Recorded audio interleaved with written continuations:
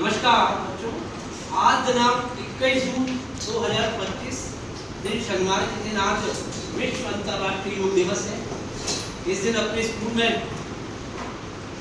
योग का अभ्यास किया गया, बच्चों को उसके बारे में जानकारी दी गई, जिससे बच्चों ने उत्साहित होकर सारी जानकारी को अपने अंदर समेटा। ये भी एक प्रकार का ज्ञान है, एक प्रकार की शिक्षा है कि कोई भी अच्छी चीज को हम अगर सीखना चाहते हैं तो सबसे पहले तो उसको समझें। जब हम समझेंगे तो हमको जो खुशी होगी वो योग है।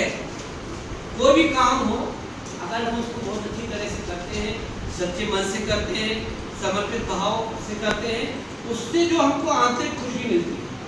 हमको किसी को खुशी बताना नहीं है, खुशी अपने आप जाहिर होती है। खुशी होती है आपके आत्मविश्वास में, खुशी होती है आपके सम्मान में, आपकी खुशी होती है आपकी जागरूकता में। आप कितने अलर्ट हो, आप कितने एक्टिव हो, आपकी पर्सनालिटी कितनी अच्छी है। ये जो दिखता है बिना बताए, जो आपको बताने की जरूरत नहीं है, वो चीज़ अपने आप झलकती है। वो है योग, चीज़ों को जोड़ना और चीज़ों को संभाल के रखना। ये है छोटी सी बात जो हमारे जीवन में बहुत मायने रखती है। इसके बाद एक होता है आध्यात्मिक योग। आध्यात्मिक योग क्या होता है? ज्ञान के द्वारा अच्छी अच्छी चीजों को अपने जीवन में उतारना और उससे उसका लाभ उठाना, वो होता है आपका आध्यात्मिक योग। इसमें हमारा धर्म कर्म है ना, ये सारी चीजें उसके साथ जुड़ जाती है। उसके अंदर भजन हो जाते हैं, उसके अंदर संगीत हो जाता है ना, उसके है ना। तो ये जो अपना मार्ग है, भक्ति मार्ग है, ये जाता है आध्यात्मिक योग की तरफ। अब तीसरा जाता है मनोयोग। ये सबसे बड़ा है भाई। देखो, हमारा मन है, उस मन की जो स्थिति है, उस स्थिति को बनाए रखना, उस मन में ऊर्जा का संचार रखना, उसके लिए हमको क्या योग करने की शक्ति की जरूरत है। मानसिक शक्तियों की आवश्यकता है। उस मानसिक शक्ति को हम अर्जित करने के लिए क्या करें?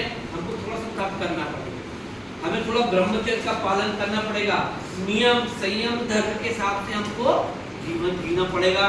तब हमारा मन जो है वो एक जगह स्थिर होगा।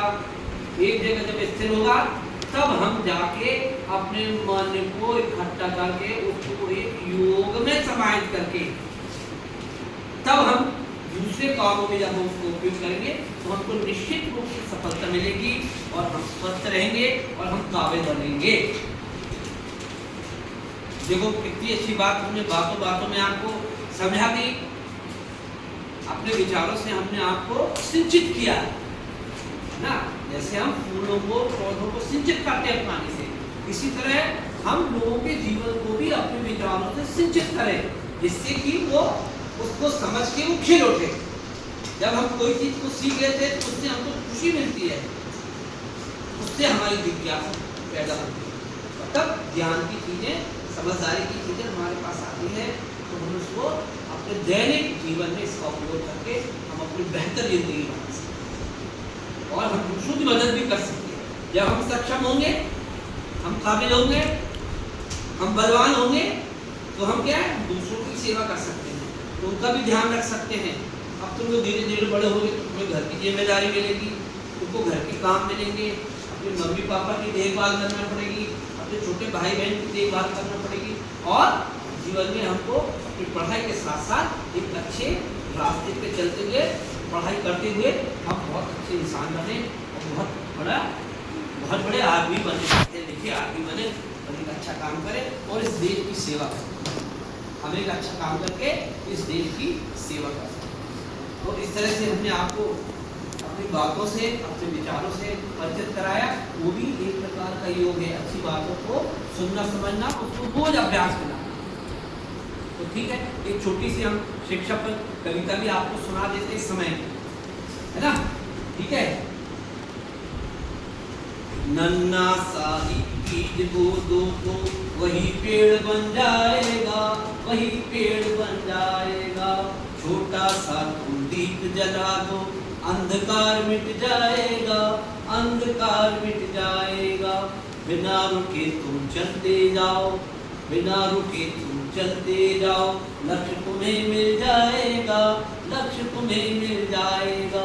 मीठे बोल अगर बोलो तो, मीठे बोल अगर बोलो तो अपनापन बढ़ जाएगा, अपनापन बढ़ जाएगा। अगर ईंट पर ईंट धरो तो, अगर ईंट पर ईंट धरो तो महल खड़ा हो जाएगा, महल खड़ा हो जाएगा। अच्छे अच्छे काम करो तो, अच्छे अच्छे काम करो तो देश बड़ा हो जाएगा, देश बड़ा हो जाएगा। इस तरह से हम बच्चों को छोटे छोटे विचारों से, छोटी छोटी कविताओं के माध्यम से बच्चों को पूछते हैं। तो ठीक है, आज इस दिन को यादगार बनाने के लिए हमने अपने विचारों को आपके सामने प्रस्तुत किया। जय हिंद, जय भारत। बोलो भारत।